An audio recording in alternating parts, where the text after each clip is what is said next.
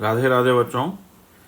आज जो हम टॉपिक पढ़ रहे हैं वो एनसीईआरटी का एक डायरेक्ट टॉपिक तो नहीं है, लेकिन ये टॉपिक समझ में आएगा तभी हम सेल के बारे में ज़्यादा जान पाएंगे।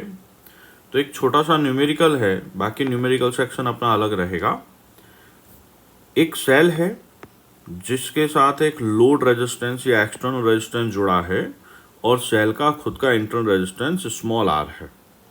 तो हमें अब इस सर्किट में current, terminal voltage, net power और पावर एट लोड निकालना है। ठीक है, तो सबसे पहले हम करंट की बात करें तो सर्किट में total resistance capital R plus small R रहा। तो अगर करंट निकालना है आई टोटल तो E total upon R total. ठीक है, अब टर्मिनल वोल्टेज मतलब जो लोड रेजिस्टेंस है उस पर पोटेंशियल डिफरेंस या सेल के टर्मिनल्स में पोटेंशियल डिफरेंस। तो इसमें करंट आई है तो V is equals to I R. अब देखो यहाँ पर बहुत इंपॉर्टेंट चीज है, हम यहाँ पे लोड रेजिस्टेंस चेंज कर सकते हैं बट सेल के इंटरनल रेजिस्टेंस को हम डायरेक्टली चेंज नहीं कर सकते। अब हमें अगर पोटेंशियल डिफरेंस और लोड रेजिस्टेंस में ग्राफ बनाना है जो कि V is equals to I R relation से रिप्रेजेंट कर रहे हैं, तो हमारे पास ये ग्राफ देखिए, अपने को स्ट्रेट लाइन है y equal to m x plus c ऐसा लगता है, लेकिन वास्तव में ये गलत हो गया। गलत क्यों हो गया? आप लोड रेजिस्टेंस को चेंज करोगे तो सर्किट में करंट चेंज हो जाएगा। ठीक है, तो अब क्या रहा, हम करंट को ये लिख सकते हैं, सब्स्टिट्यूट कर दिया, इसमें से कैपिटल आर कॉमन ले लिया तो हमारे पास में ये E divided by 1 plus small R by capital R रहेगा। तो अब यहाँ पर क्या हुआ समझेंगे भाई। अब अगर आपने कैपिटल आर को 0 किया तो small R by capital R infinite हो गया, हमारा डिनोमिनेटर इनफाइनाइट हो गया, जिससे ये 0। ठीक है, अब अगर आपने capital R equal to small R किया तो हमारे पास में V is equals to E by 2 आ जाएगा। अब अगर हम capital R tends to infinite करते हैं तो small R by capital R tends to 0। ठीक है, तो ये डिनोमिनेटर 1 हो गया और टर्मिनल वोल्टेज EMF के बराबर हो जाएगा। मतलब कैपिटल आर बढ़ाने पर टर्मिनल वोल्टेज धीरे धीरे बढ़ता है और फाइनली E के बराबर हो जाता है। तो हमारा ग्राफ टर्मिनल वोल्टेज और लोड रेजिस्टेंस में ये होगा। ठीक है, अब आगे समझते हैं नेट पावर। भाई नेट पावर का मतलब सेल से जो टोटल एनर्जी लॉस हो रहा है, जो पावर कंज्यूम हो रहा है उसकी बात करें तो यहाँ पे नेट रेजिस्टेंस दोनों हैं। ठीक है, तो आपके पास में नेट पावर के लिए भी दोनों रेजिस्टेंस का यूज होगा, लेकिन स्पेसिफिकली अगर आपको लोड पावर पूछा जाए, ठीक है, अब देखिए नेट पावर ये आ गया, अगर लोड पावर पूछें तो हम केवल लोड रेजिस्टेंस पर बात कर रहे हैं। तो P equal to I square R L के हिसाब से I की जगह पर E upon capital R plus small R का होल स्क्वायर हो जाएगा। ये हमारे पास में नेट पावर रही। अब ये net power maximum load resistance पर पावर रही या पावर एट लोड रही। अब ये मैक्सिमम कब होगा? ये मैक्सिमम तब होगा जब हमारे पास में ये वाला डिनोमिनेटर मिनिमम हो। ठीक है, तो इसको हम x प्लस वाई के होल स्क्वायर को x माइनस वाई का होल स्क्वायर प्लस 4xy लिख सकते हैं। अब ये मैक्सिमम कब होगा, ये मिनिमम कब होगा? जब ये 0 हो जाए, क्योंकि रेजिस्टेंस तो नेगेटिव हो नहीं सकता, तो इसको 0 होना होगा। और ये 0 कब होगा? जब कैपिटल आर और स्मॉल आर बराबर हो जाए।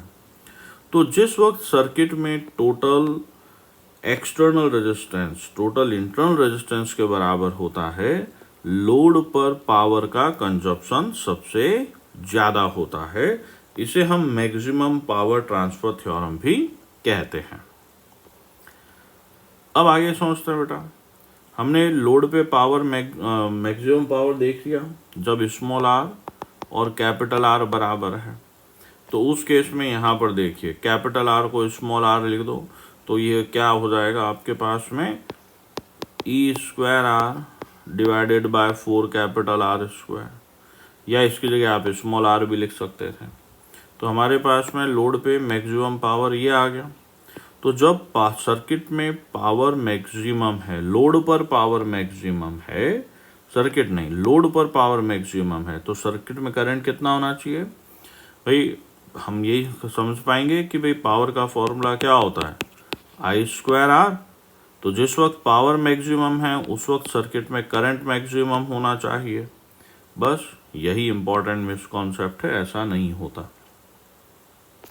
इसी चीज को एक और अच्छे से समझते हैं कि भाई जो अपन ने अभी सवाल किया उसमें करंट, टर्मिनल वोल्टेज और लोड पावर मैक्सिमम कब होगा, उसके लिए हमें रेजिस्टेंस की वैल्यू निकालनी है कि किस रेजिस्टेंस के लिए करंट मैक्सिमम है, किसके लिए पोटेंशियल, इस तरह से। और बाकी वेरिएबल भी हम उस वक्त निकालेंगे। तो अब देखिए करंट मैक्सिमम हो उसके लिए डिनोमिनेटर का मिनिमम होना जरूरी है, और डिनोमिनेटर मिनिमम हो के आप स्मॉल आर को तो चेंज नहीं कर सकते, तो कैपिटल आर को कम कर देंगे। तो जब capital R tends to 0 current maximum हो जाएगी। अब कैपिटल आर 0 होने का मतलब होता है शॉर्ट सर्किटेड, तो इस वक्त अपने आस में करंट मैक्सिमम होगी जो E/R है। अब अगर आप पोटेंशियल डिफरेंस वाले में वैल्यू लगा दें R की 0, तो ये आपके 0 आ गया। इसी तरह से पावर एट लोड भी 0 आ जाएगा। तो सर्किट में करंट मैक्सिमम होने के लिए लोड रेजिस्टेंस 0 होना चाहिए, या अपन कहें सेल शॉर्ट सर्किटेड हो जाए, और शॉर्ट सर्किटेड करंट ये होती है। अब आया टर्मिनल वोल्टेज। भाई ये मैक्सिमम कब होगा?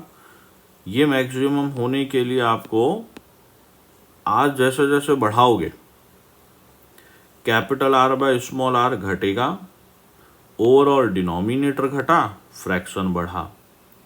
तो इसका मतलब कैपिटल आर बढ़ाने पर फ्रैक्शन बढ़ रहा है। अगर मैं कैपिटल आर इनफाइनाइट कर दूं, मतलब ओपन सर्किट कर दूं, तो उस वक्त small R by capital R 0 हो जाएगा और टर्मिनल वोल्टेज मैक्सिमम हो जाएगा। तो जिस वक्त सर्किट में टर्मिनल वोल्टेज मैक्सिमम है, करंट और पावर एट लोड दोनों 0 हैं। और हमने पहले ही लोड पावर के मैक्सिमम होने का देख लिया था कि आपके पास में पावर एट लोड मैक्सिमम कब होगा, जब कैपिटल आर और स्मॉल आर बराबर होंगे। ये अभी हमने यहाँ पे समझाई था, इसलिए वापस अभी नहीं कर रहे। तो जिस वक्त कैपिटल आर और स्मॉल आर बराबर हैं, ये वैल्यू यहाँ पे रख दीजिए, तो आपके पास में ये पावर एट लोड आ गया। और अब समझना बेटा, जिस वक्त लोड पे पावर मैक्सिमम है, सर्किट में करंट ये आता है जो मैक्सिमम करंट का हाफ है। जबकि हमने अभी थोड़ी देर पहले एक मिसकॉन्सेप्ट देखा था कि जिस वक्त पावर मैक्सिमम हो करंट मैक्सिमम होना चाहिए, इसलिए हम कह रहे थे कि वो गलत है। वास्तव में जब सर्किट में लोड पर पावर मैक्सिमम होती है, करंट अपनी मैक्सिमम वैल्यू का आधा होता है और टर्मिनल वोल्टेज भी अपनी मैक्सिमम वैल्यू का आधा होता है। राधे राधे बच्चों।